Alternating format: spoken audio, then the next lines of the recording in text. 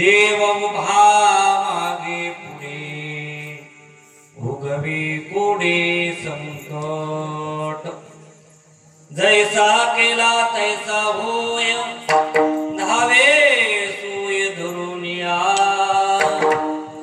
देव उभा मागे पुढे उगवी कोडे संकट तुका मने असो सुखे तुका मने असो सुखे गाऊ मुखे विठोबा देव उभा मागे पुढे उगवी कोडे संकट पांडुरंगा करो प्रथम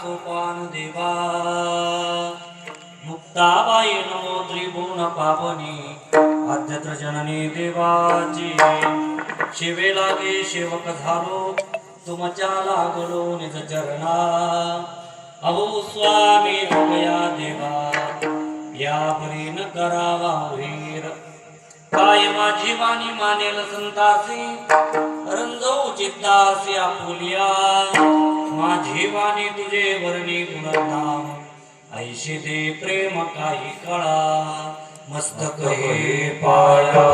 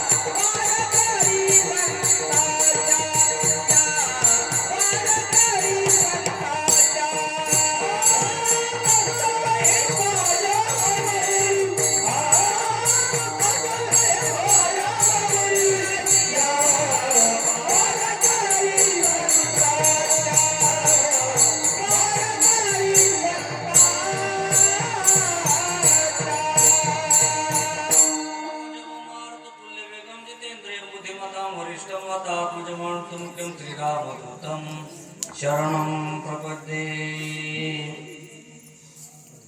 आम्हा हरीचा दासा काही भय नाही त्रैलोकी देव उभा मागे पुढे उगवे कोडे संकट प्रस्तुत प्राप्त स्थली प्राप्त प्रसंगी कीर्तन रूपी सेवे करता निवडलेला अभंग देवूचे सुप्रसिद्ध साधू जगत वंदनीय श्री तुकोबार आहे यांच्या गाथेतील अत्यंत महत्वाचा 4 कडव्याचा अभंग चिंतन करता निवडलेला आहे अभंगाच्या द्वारे जगद्गुरु श्री संत तुकोबार आहे हरीच दास्यत्व सुख आल्यानंतर हरिदासाच्या जीवनामध्ये ज्या अलौकिक प्रकारची अवस्था तयार होती त्या अवस्थेचं महाराज चिंतन प्रतिपादन करतायत विठ्ठला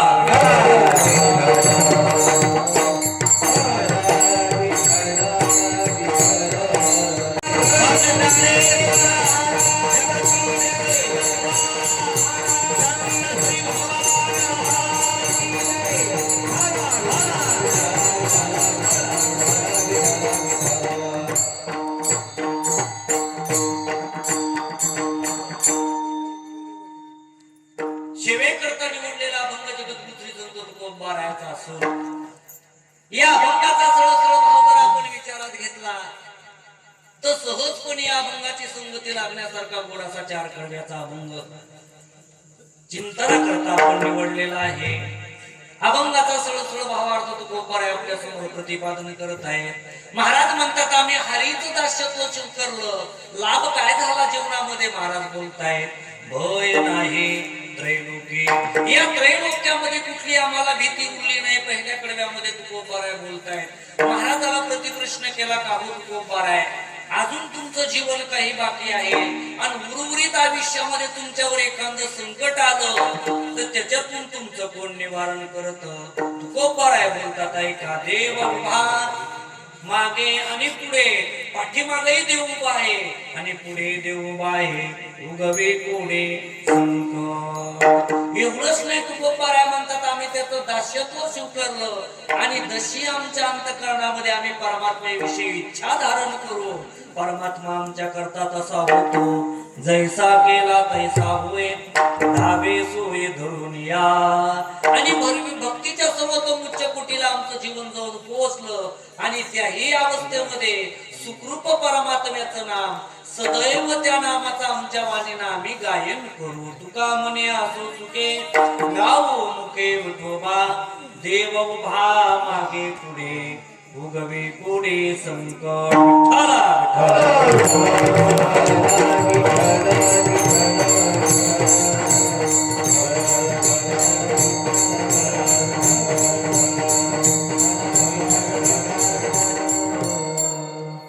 अनंत कोटी ब्रह्मांड नायक. थोडी माहिती तुमची माहिती घ्या, आवाज व्यवस्थित द्यायला. तुम्ही पेटीचा स्वर असं धरून जा.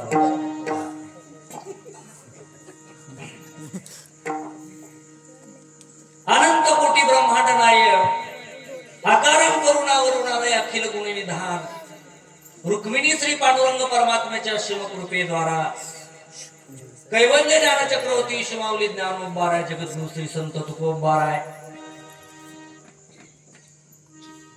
आदी करून सर्व संत महंतांच्या कृपा आशीर्वादाने भगवान श्री संत श्रेष्ठ भगवान बाबा यांच्या पुण्यतिथीचा अवचित्य साधून प्रतिवर्षाप्रमाणे ही वर्षी मोठ्या आनंदाच्या वातावरणामध्ये दृष्ट लागेल असा हा सोहळा श्री क्षेत्र एक रुखा या पूर्ण ग्रामस्थ मंडळीच्या माध्यमातून प्रतिवर्षाप्रमाणे ही वर्षी मोठ्या आनंदाच्या वातावरणामध्ये संपन्न होणारा सोहळा आहे.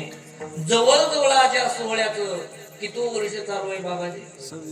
26व्या वर्षामध्ये हा सोहळा या ठिकाणी पदार्पण करत आहे आणि 26व्या वर्षामधली ही 6व्या नंबरची कीर्तन रूपी सेवा समस्त ग्रामस्थ मंडळी श्री क्षेत्र एक रुखा या पूर्ण ग्रामस्थ मंडळीच्या माध्यमातून, भजनी मंडळीच्या माध्यमातून, तरुण मंडळीच्या माध्यमातून या कार्यक्रमाचे मार्गदर्शक आदरणीय परमार्थ प्रेमी की भागाभागामध्ये जाऊन ज्यांनी या भक्तीचं रोपटं लावण्याचं काम ज्यांनी केलेलं आहे, आदरणीय आमचे समाजयोगी नवनाथ महाराज नागरे यांच्या या आदेशातून पुन्हा या सेवेचं योग्य ठिकाणी प्राप्त आहे. सेवेकरता उपस्थित असणारे परिसरातील सर्व दिग्गज गुंजन मंडळी या कीर्तनाकरता उपस्थित आहेत. त्यामध्ये माझ्यासोबत आलेले आदरणीय आमचे दिगंबर महाराज मुरकड आहेत आणि रोजच आपण सर्वांचं नाव ऐकत आहात असे सर्व छान छान मंडळी या कीर्तनाकरता उपस्थित आहेत. आदरणीय आमचे बालासाहेब महाराज आहेत, अलीकडले श्री हरिभक्तपरायण आदरणीय आमचे विनयकरी महाराज आहेत, संगीत विशारद संगीत अलंकार आदरणीय श्री हरिभक्तपरायण आदरणीय आमचे तान सम्राट ज्ञानेश्वर महाराज तांगणे आहेत, श्री हरिभक्तपरायण भजन सम्राट आदरणीय आमचे बबन महाराज कळकटे आहेत, दिगंबर महाराज आहेत, श्री हरिभक्तपरायण ज्ञानेश्वरीचे उपासक आदरणीय आमचे मृदंग महामेरू तथा कीर्तनकार ज्ञानेश्वरीचे व्यासपीठ चालक आदरणीय आमचे जगन्नाथ महाराज वाडेकर वाजे आहेत.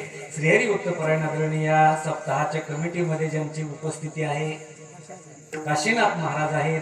श्री हरिभक्तपरायण आदरणीय आपल्याच गावातील असणारे भानुदास महाराज आहेत. श्री हरिभक्तपरायण परमार्थाच्या क्षेत्रामध्ये एक आपल्या भागातील अत्यंत वारकरी व्यक्तिमत्व आपल्या गावातील वैभव आदरणीय आमचे दत्ता महाराज नखाते आहेत. श्री हरिभक्तपरायण आदरणीय आमचे ढोबळे महाराज या ठिकाणी उपस्थित आहेत. आपल्याच गावातील असणारे श्री हरिभक्तपरायण परमपूजनीय आदरणीय आमचे दत्ता महाराज धैर्य आहेत. श्री हरिभक्तपरायण गुलाब महाराज अटकळ आहेत. आदरणीय श्री हरिभक्तपरायण नारायण महाराज शिंदे आहेत. महाराज तर आहेतच आहेत. श्री हरिभक्तपरायण बळीराम महाराज या ठिकाणी उपस्थित आहेत. पेटीवरती रामनाथ महाराज आहेत आणि महाराज दोन्ही मृदंगाचार्य आदरणीय आमचे कान्होबा महाराज आहेत, श्रीहरी भक्त पुराण आदरणीय आमचे ओम महाराज आहेत, ज्यांचं सुंदर या ठिकाणी युट्यूब चॅनल आहे, महाराष्ट्रातील आदरणीय आमचे मित्र असणारे Mahadev news channel, Mahadev news channel, Mahadev news channel, Mahadev news channel या चॅनलचे मालक या ठिकाणी उपस्थित आहेत आणि सर्व आपण या ठिकाणी गावातील बहुसंख्येनं महिला मंडळ, पुरुष मंडळ, तरुण मंडळ, विशेषतः असणारे अगदी शंकरासारखेच वर्ग या कीर्तनाकरता उपस्थित आहेत. सर्वांच्या चरणी नतमस्तक होतो आणि उरलेल्या 1.25 तासामध्ये 4 कडव्याच्या अभंगाचं चिंतन सर्वांच्या सहकार्यानं कसं मला करता येईल याचा मी या ठिकाणी प्रयत्न करतो.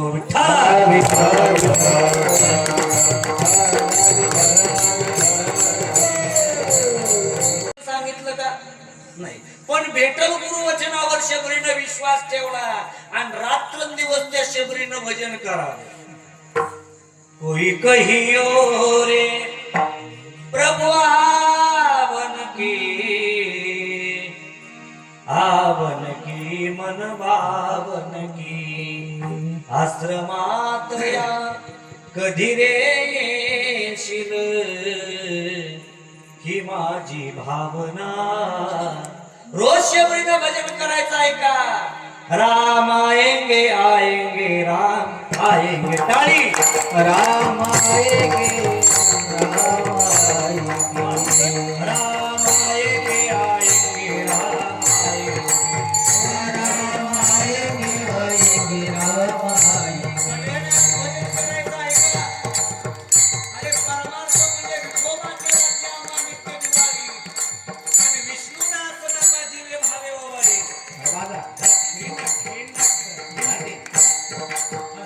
राम आएंगे आएंगे राम आएंगे, अरे वा. राम आएंगे आएंगे राम आएंगे. काय म्हणते शबरी ऐका?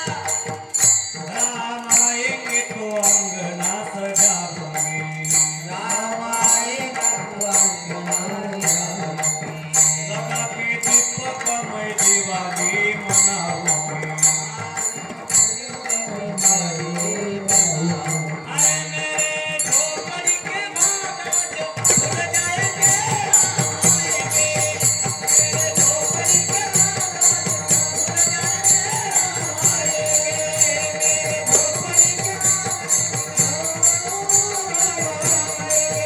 मेरे झोपड़ी के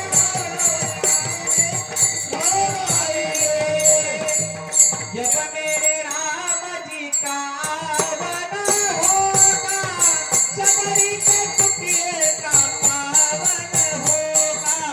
जब मेरे राम जी का आवन होगा, शबरी के कुटिये का पावन होगा.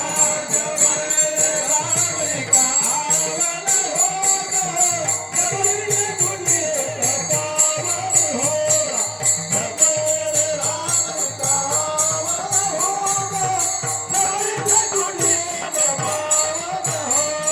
आएंगे प्रभु जी अपने आसन पे बिठाओगी, मीठे मीठे डेरा अपने हाथों से खिलाओगी.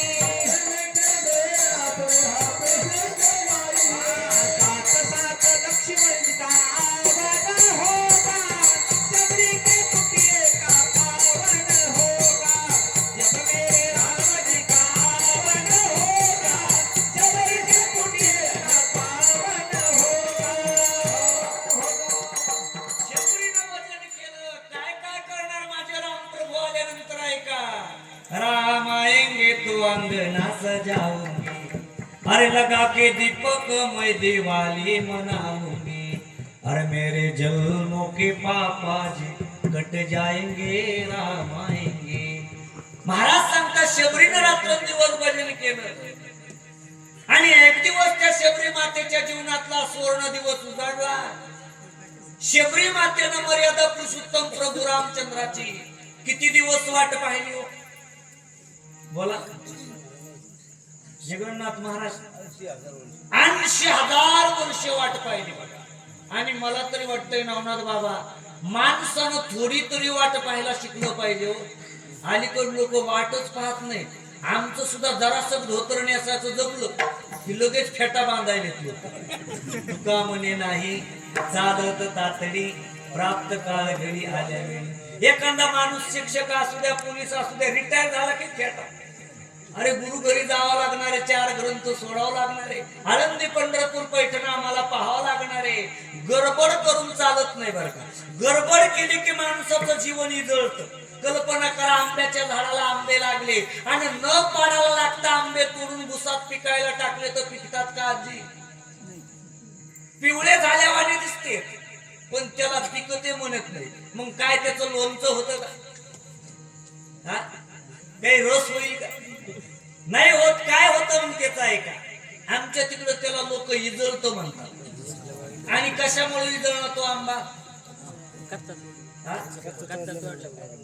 गडबड केली, पाडाला नाही, वाट पाहावं लागती. आज गेल्या गेल्या महाराज आम्हाला लगेच गडबड करावं वाटा लागली. पण महाराज म्हणले तुका म्हणे नाही चालत तातडी प्राप्त काळ घडी आल्या विण. जरा सगळं महाराज सांगायचे बुवा कुठं तरी जराशी घासावी लागते, थोडं अध्ययन करावं लागत.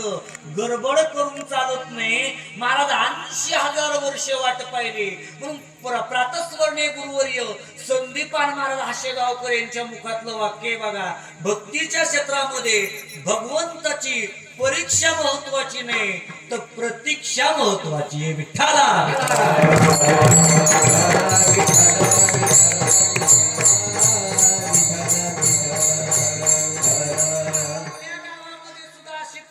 आपली 26 वर्षाची. असं कधी झालं का आमच्या गावामध्ये सप्ताह सुरू झाला आणि पहिल्या दिवशी प्रसादाचं कीर्तन केलं? आतापर्यंत 26 वर्षात एकदाही असं झालं नाही. 6 दिवस 7 दिवस त्याची काय पाहावी लागते आपल्याला? पाहे प्रसादाची वाट.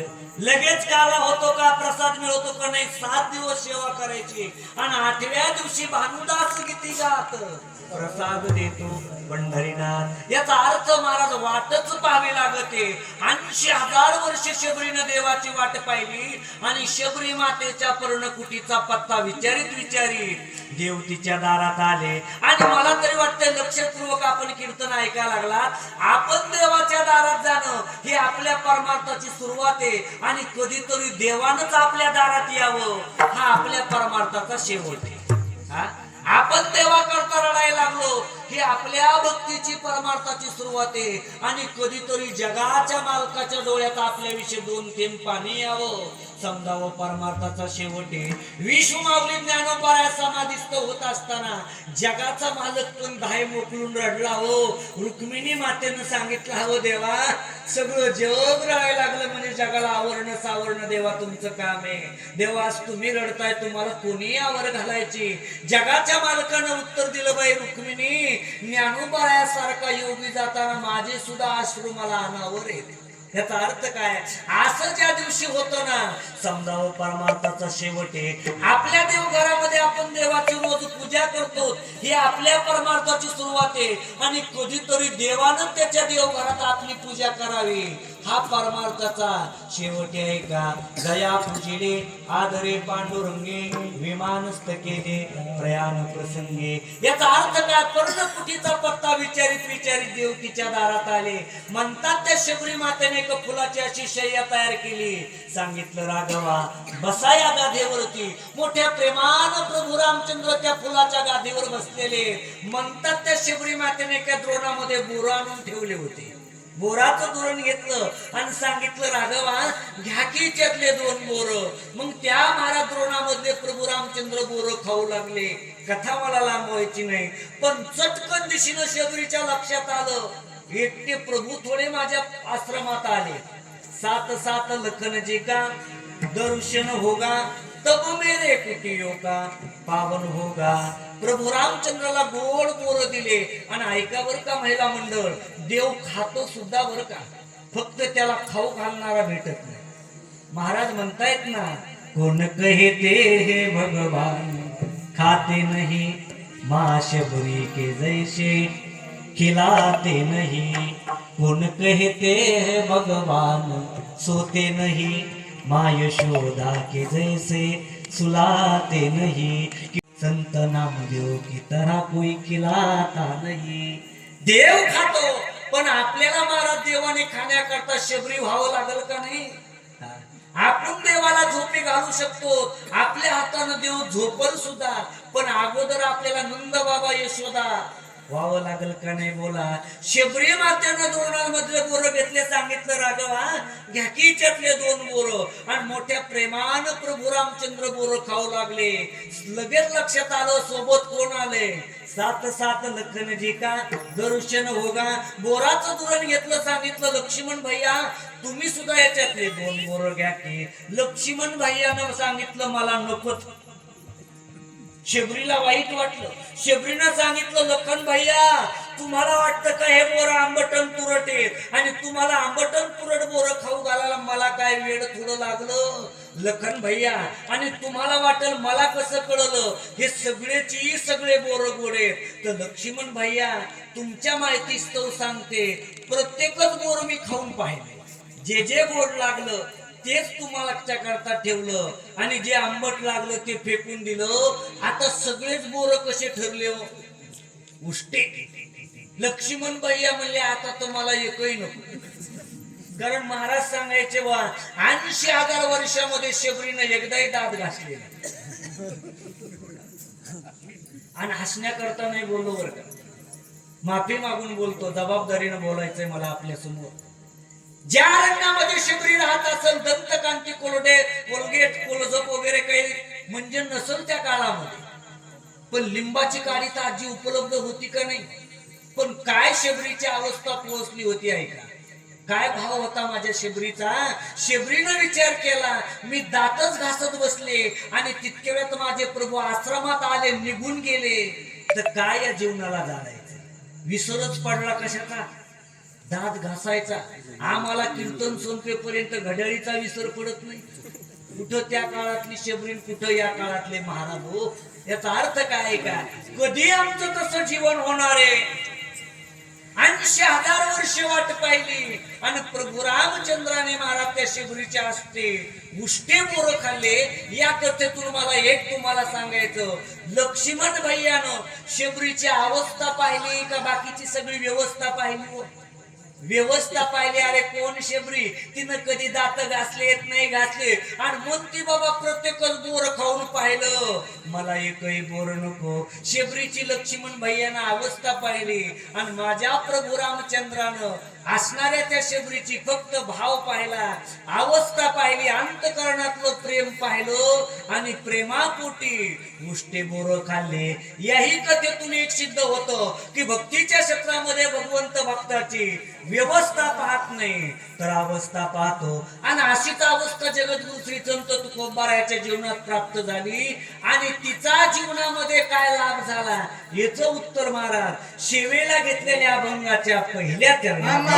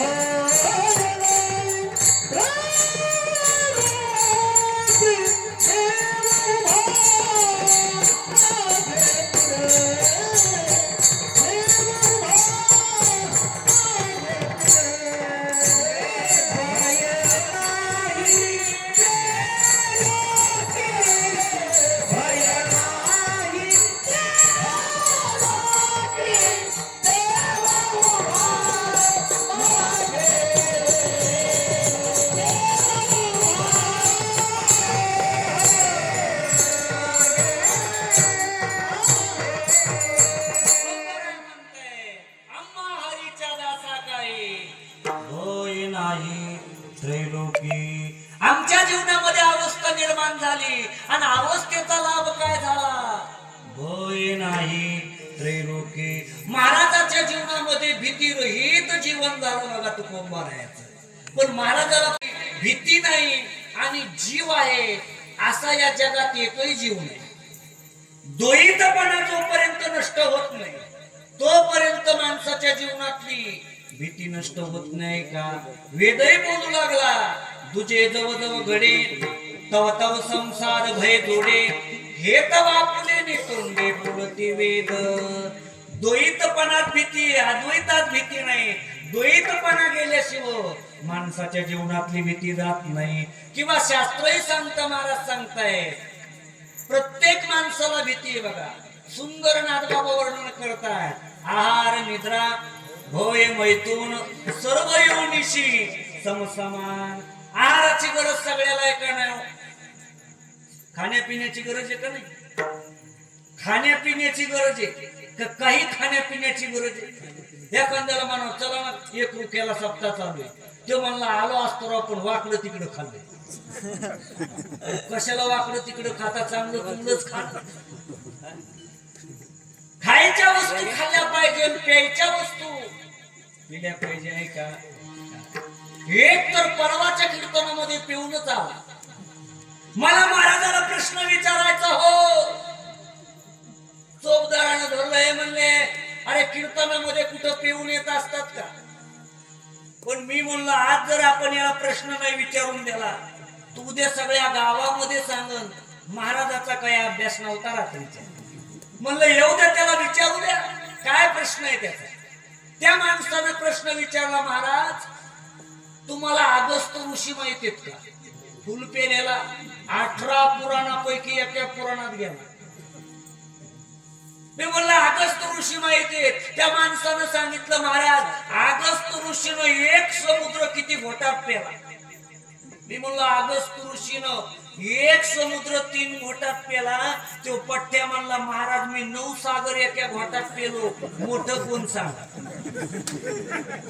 झाला थोडा अर्थिंगला पाणी. खायच्या वस्तू खाल्ल्या पाहिजे आणि प्यायच्या वस्तू पेल्या पाहिजे.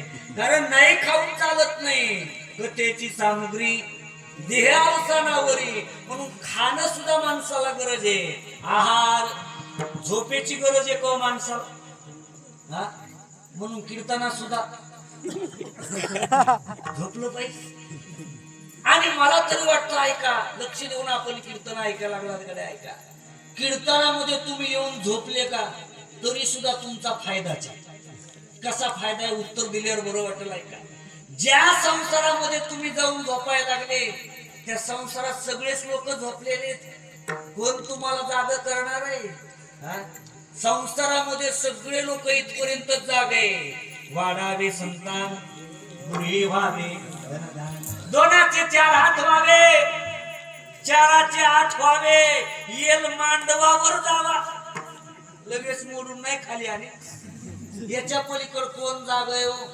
अरे मददसा नावाची बाई होऊन गेली. हे बाळा हा देह नाशिवंत मळमूत्राचा बाधा, वरी चर्म घातले रे कर्म कीटकाचा सांदा, रव रव दुर्गंधी रे हा मंगळ त्याचा बाधा. स्मरे त्या हरिहरा शरण जाई गोविंदा, परेद मदलसा सोहम जो जो रे बाळा. कोणची आई व आपल्या गावातली अशी बाळाला म्हणणारी, बाळा या संसारात पडू नको बर का. एखादी तरी आई आहे का? आमच्या तिकडं तर लहानपणीच आई म्हणते, बाळा तुला कची कची बायको करायची. वर्ग म्हणता आई मला गोली गोली. विनोदाचा भाग सोडून द्या, सांगण्याचा अर्थ इतकाच आहे. कोण जाग आहे संसारामध्ये? कोणी तुम्हाला जाग करणार नाही.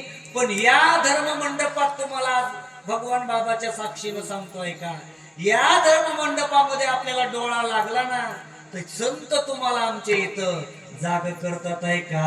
आता जागा रे बाईनो,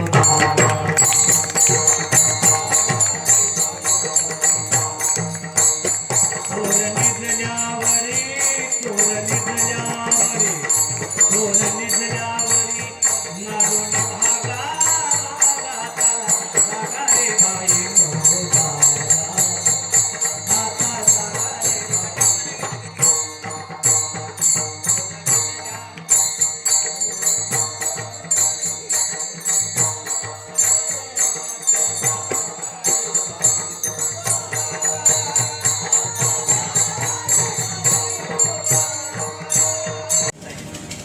संत श्रेष्ठ भगवान बाबाच्या जीवनातला कथाभाग सर्वांना माहिती आहे.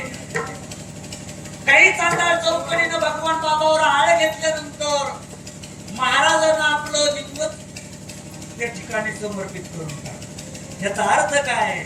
भक्तायसे दाना जे देही उदास गेले आशापास निवारुनी. कळलं महाराज आम्हाला. तुम्हाला काळाची भीती तुकोबाराय वर्णन करतात. काळाची भीती जगाला आहे. जगा काळ काय आम्ही माझा दिला पाय. महाराज हे सगळं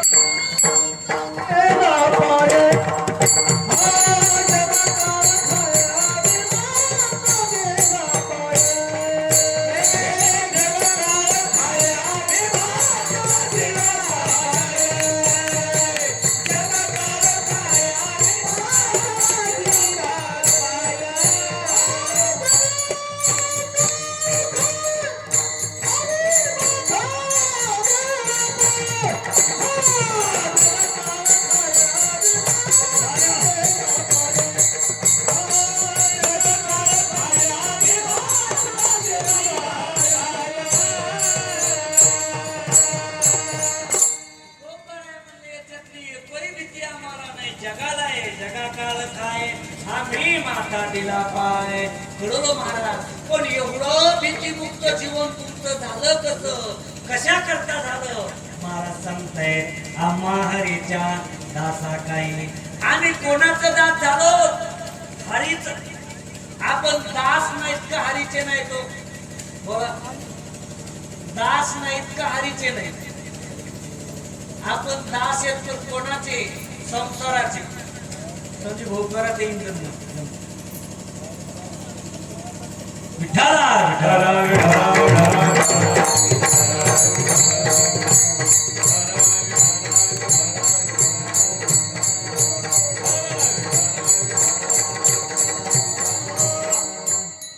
आपण दास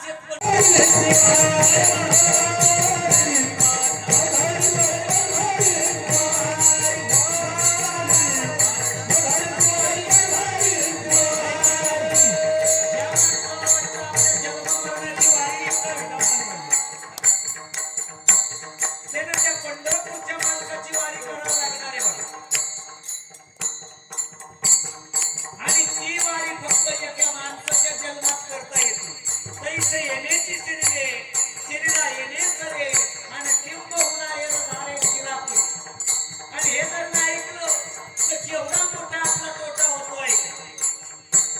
अरे हे जरी नाही ऐकलं तरी दुसरा येईल. हे जरी नाही ऐकलं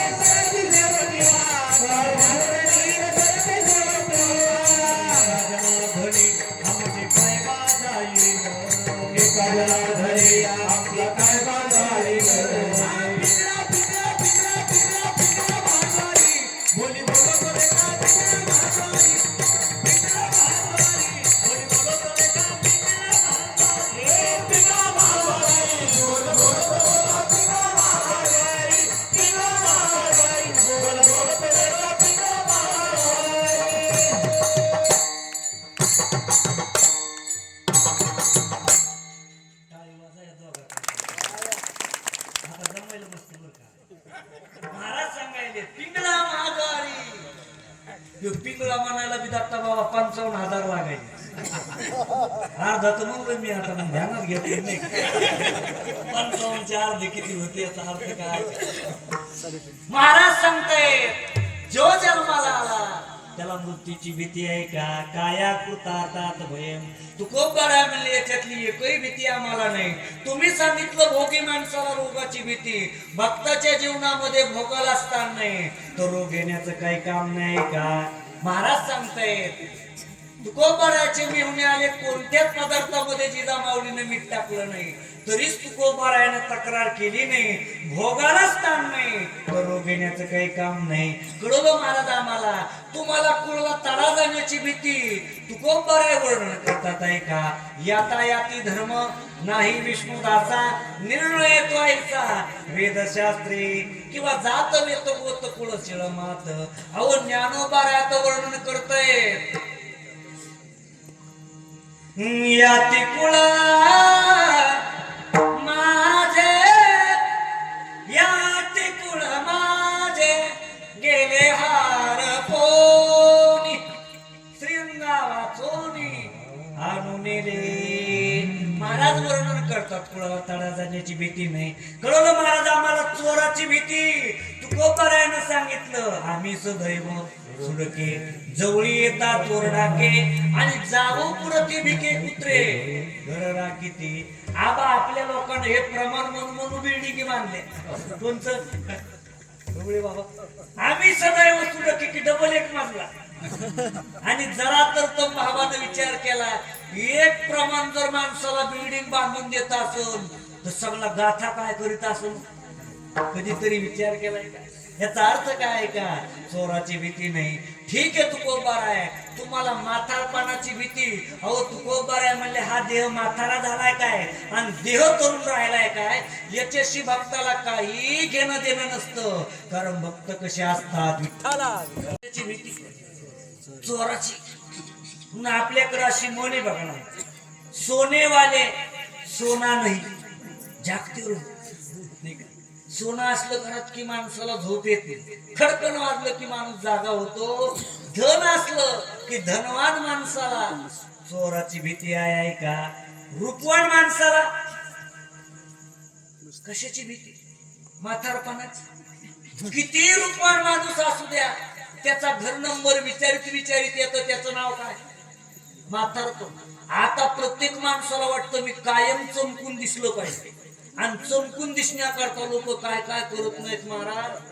पांढरे झालेले केस सुद्धा आज लोक कसे करतात. संत निर्बंधाच्या कराडकर यांच्या मुखातलं वाक्य बाबा, आतून बाहेरून तुमचं काळच आहे सगळं, कमीत कमी केस तर पांढरे राहू दे. पाठीमाग एक जाहिरात होती बघा, एक एक सफेद बाल मत छाटो सिर्फ एक छोटा पैक काटो, बस घोलो घोलो और लगा लो हर सफेद बाल अपना काला बना.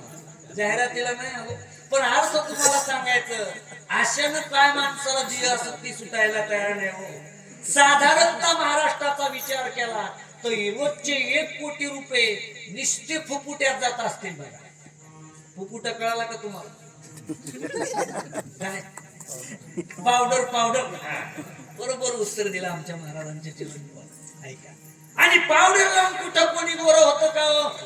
40 कोटी जनतेचा कॅनडा नावाचा देश, खापरासारख्या कलराचे लोक आहेत, त्याला काय टीव्हीवरल्या जाहिराती माहित नाहीत का? आहा से आहा तक नाही होत आहे का?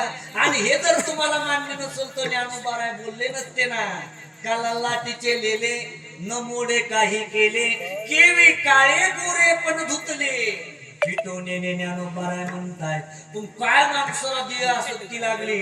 परमपूजने प्रातस्वने गुरुवारी वैकुंठवासी विठ्ठल बाबा गुले सांगायचे, बुवा देहाचा आदर केला की देवाचा विसर पडतो. बाबांनी उभी सांगायची, जे प्राणी या प्राणी भरू, देहाचे वरी आदरू आणि मनोनी पडिला विसरू आत्मबोधाचा. आणि करतो लोकांना वेगळंच फॅड लागलोय, मोबाईलच्या स्क्रीनवर स्वतःचा फोटो ठेवायचा डीपीला, तिथं नाहीच बरा वाटला, राहत्या घरामध्ये लॅमिनेशन करून लावायचा. आणि करतो लोकांना वेगळंच फॅड लागलोय, ते रोडच्या कडील काय लावते स्वतःच्याच पैशानं लावायचं आणि त्याच्यावर स्वतःच्या फोटो खाली नाव लिहिलेलं राहत आहे का? उगवता तारा, युवकांच्या शास्त्रान, खंबीर नेतृत्व, बुलंद आवाज, आमचे हितचिंतक. खरं म्हणजे कोणावर टिप्पणी करण्याकरता तुम्ही मला तारीख दिली नाही, पण माफी मागून बोलतो गाड्या, अशानं माणसाला प्रसिद्धी मिळत नाही हो. लोक तोंडावर चांगलं म्हणतात आणि माघारी लोक चुकत असतात. खरी तुम्हाला प्रसिद्धी हवी असेल ना, कीर्ती हवी असेल ना, तर गरीब वारकऱ्याच्या मुलीच्या लग्नाला हातभार लावा. आयुष्यभर ती मुलगी तुमचं नाव घेईल. ही खरी माणसाच्या जीवनाची सांगण्याचा अर्थ इतकाच आहे. अशानं माणसाला प्रसिद्धी मिळत नाही. पण बाबा सांगायचे, बुवा देहाचा आदर केला की देवाचा विसर पडतो. किती रूपवान माणूस असू द्या, त्याला आवडत नसताना म्हातारपण येणार आहे. रूपे जरा या भयम. आणि याच्यातली जर एखादी भीती कोणाला नसल तर तुमच्या माझ्यापैकी असा कोण माणूस आहे की त्याला मृत्यूची भीती नाही? बोला. आया है सो जाएगा, राजा रंग फकीर, कोई सिंहासन चढ़ गया, कोई बांध गया जंजीर. अहो माणूसच नाही की जन्माला आला आणि मेला नाही. जन्माचा सोहळा झाला की मृत्यूचा सोहळा. जो खाटेवर आला तो ताटेवर, ज्याचं बारस झालं त्याचं तेरस. रामनाथ महाराज होणार आहे का? होणारच आहे, होणारच आहे. याचा अर्थ काय? काय आलेल्या माणसाला जावं लागणार आहे का? महाराज सांगतात नाकारता येत नाही. संत तुमच्यावर आमच्यावर किती दया संताचे. हे भल्या माणसा, तुझं मरण लांब आहे, तोपर्यंत जरा सावध होय बाबा. हम वाग्या सोहम वाग्या प्रेमान घराबारी, सावध होऊनी भजनी लागा, देव कर कैवारी वारी. माझ्या मल्हारीची वारी, मल्हारीची वारी. सावध होई बापा, काळ लागला मापा. संत तुम्हा मला बापा म्हणले, इकडे लक्ष द्या. भैया म्हणले, बाबा म्हणले, बापा म्हणले, माय बाप म्हणले. सगळ्या पद्धतीनं संतांना आपल्याला सांगितलं आहे का? सगळ्या पद्धतीनं संत सांगतायत. लागून या पाया. आपल्याकडे अशी मोने बघा, इकडे लक्ष द्या. सीधे उंगली से घी नहीं निकला तो फिर उंगली क्या करनी पड़ती है, आणि टेढ़ी से भी नहीं निकला तो डब्बाच गरम करना पड़ता. मग संत रागवले किती सांगू तरी, नायकती भटकीचे आणि पुढे सिंदडीचे रडतील. हे सगळे शिव्या दिल्यानंतर डब्बा गरम करणं सांगण्याचा अर्थ संत तुम्हाला जागे करतात. हे बापानो, उठा जागे वारे आता, स्मरण करा पंढरीनाथा, भावे चरणी ठेवा माता, तुगवी वेता जन्माच्या. याचा अर्थ तुकोबारा वर्णन करतात. आहार निद्रा भीती नाही असं माणूस नाही. सुभाषितकार सुंदर वर्णन करतायत. भोगे रोग भयम, कुले चुकी भयम, माने दैन्य भयम, रूपे जराया भयम. आणि याच्यातली जर एखादी भीती कोणाला नसल तर काया पुरतात भयम. भोगी माणसाला रोगाची भीती एक नाही. ज्याच्या जीवनात जास्त भोग येत अशाच माणसाच्या जीवनात जास्त रोग येतात. आहे का? दिवसभर शेतामध्ये नांगर हाकणाऱ्या माणसाला डायबिटीस होतोय का? होय महाराज. बेबीच्या डेटापासून वजन मानणाऱ्या माणसाला शुगर होतं का? ना होत नाही. झालं तर तो महाराज असला पाहिजे, कारण हे जरा सोपं आहे. सांगण्याचा अर्थ इतकाच आहे. भोगे रोग जोडून या दिल्या आणि का भोग आला की त्याला लागून रोग येतच राहतो. भोगी माणसाला रोगाची भीती. कुलवाजी कार्यदास होशी. संसाराचा खर, खर म्हणजे काय? शुद्ध शुद्ध त्याचा अर्थ होतो गाढव. संसाराचं दात झालं की वाट्याला दुःख येतं आणि हरीचं दात झालं की भय नाही त्रैलोकी. महाराज सांगते भीती आमची गेली, त्याकरता तुम्ही काय केलं? हरीचं दात झालं दामा, हरीच्या दासा काही भय नाही त्रैलोकी. महाराजाला प्रतिकृष्ण केला. महाराज जीवन जगत असताना प्रारब्धाच्या योगानं तुमच्यावर एखादं संकट आलं तर त्याच्यातून तुमचं कोण निवारण?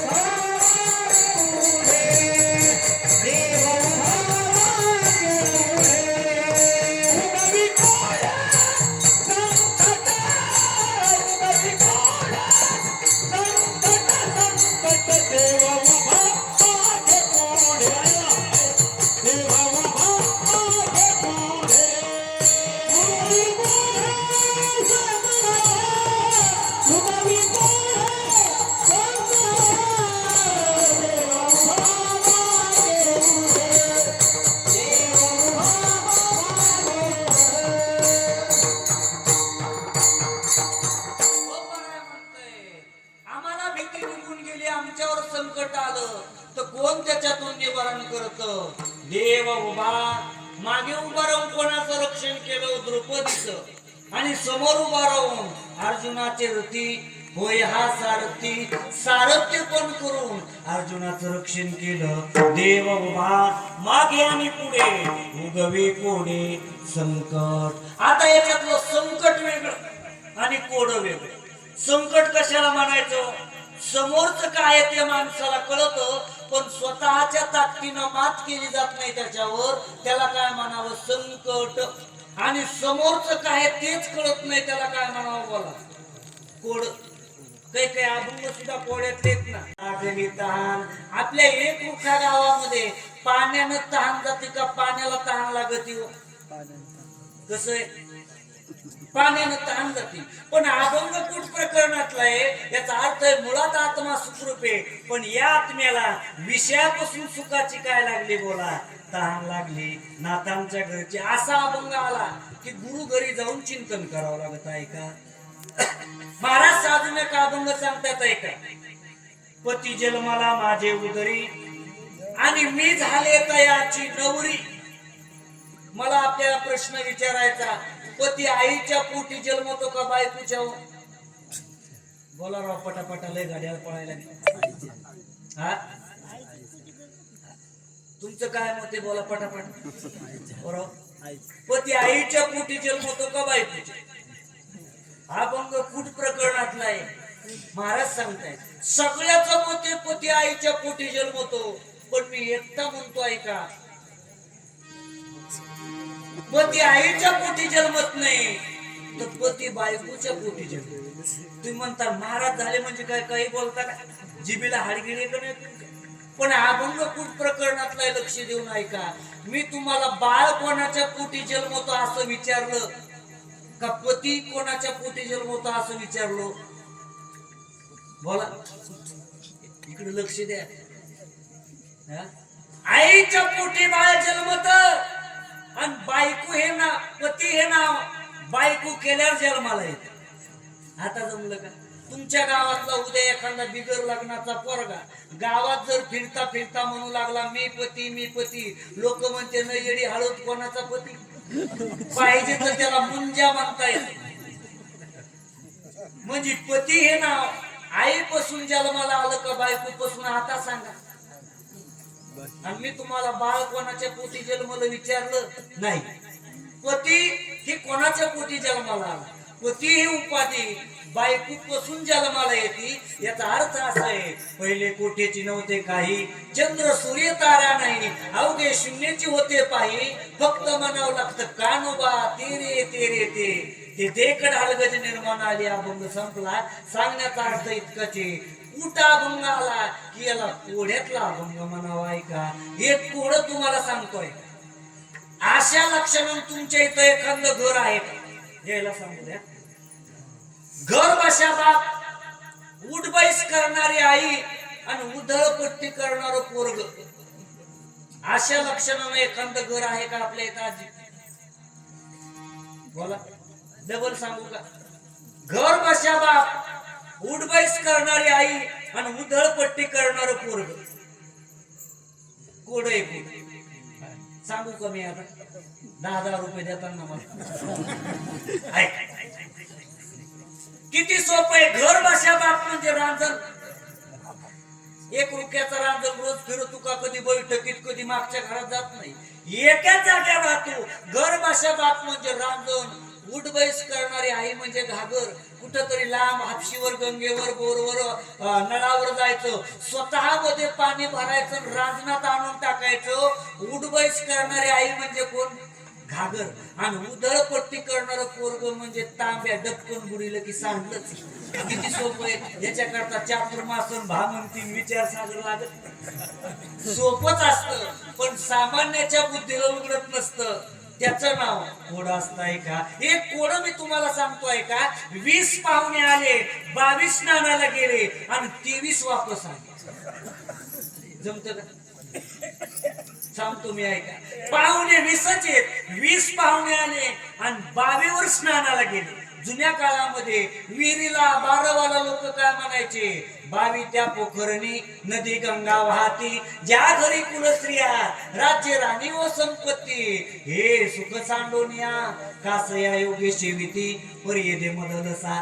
सांगण्याचा अर्थ इतकाचे, 22 शब्दाचा अर्थ विहीर, बारव, 20 पाहुणे आले, 22 स्नानाला गेले आणि जे 20 गेले ते 20 आले. आता जमलं का बोल, 2 और 3 नाही झाले, जे 20 गेले ते 20 आले. म्हणजे आता 2 और 3 नाही, जे गेले, जे खडक्याचे महाराज गेले पुन्हा उद्या तेच आले. असं जसं आहे तसं जे 20 गेले ते 20 आले. स्वरूप विराम झाला की जमत कोड्यातला अभंग आहे.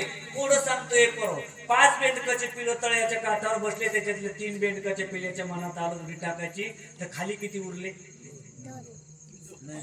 2 नाही उरले. कोड एवढं सोपं बी नाही का? मी काय म्हणलो, 5 बेंडकाचे पिलं तळ्याच्या काठावर उडी टाकायची, तर खाली किती उरले?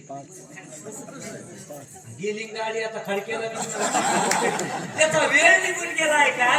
सोपच असतं, पण सामान्याच्या बुद्धीला उघडत नसतं. त्याचं नाव कोड असताय का? अजून सांगू का एखाद 2 कोडे? माझ्या समोर घड्याळीचं कोड आहे का? अभंगाचं 2रं चरण चालू आहे आणि सगळे छाटछूट कोडे सोडून द्या, पण तुमच्या माझ्या पुढं सर्वात मोठं कोड म्हणजे भवसिंधूचं कोड आहे. पण आपण जर परमात्म्याचं दास झालोत का, तर तेही कोड आपल्या जीवनातलं परमात्मा त्याच्या कृपेनं नाहीसं करतो. तारू भाला पांडुरंग पाव भिजून दे अंग, मनोनी शरण जावे सर्व भावे देवाशी, तो हा उतरील पार भव दुस्तर नदीचा. किंवा इथं कोण तरलं ज्ञानोबाराय म्हणतात, येथे कचिलीला तरले जे सर्व भावे मध भजले, काही आईलीच सरी सरले माया जाळ. महाराज कशामुळं झालं? आम्ही हरीचं दास झालो. कोड आमच्या जीवनामध्ये राहिलं नाही. मागो पुढं उभा राहून देव आमचं रक्षण करतो. एवढंच नाही, जसं आमच्या अंतकरणात आम्ही इच्छा धारण करू, परमात्मा आमच्या करता तसा होतो. जैसा केला तैसा होया, जैसा केला तैसा होया, जैसा केला तैसा होया, जैसा केला तैसा होया, जैसा केला तैसा होया, जैसा केला तैसा होया, जैसा केला तैसा होया.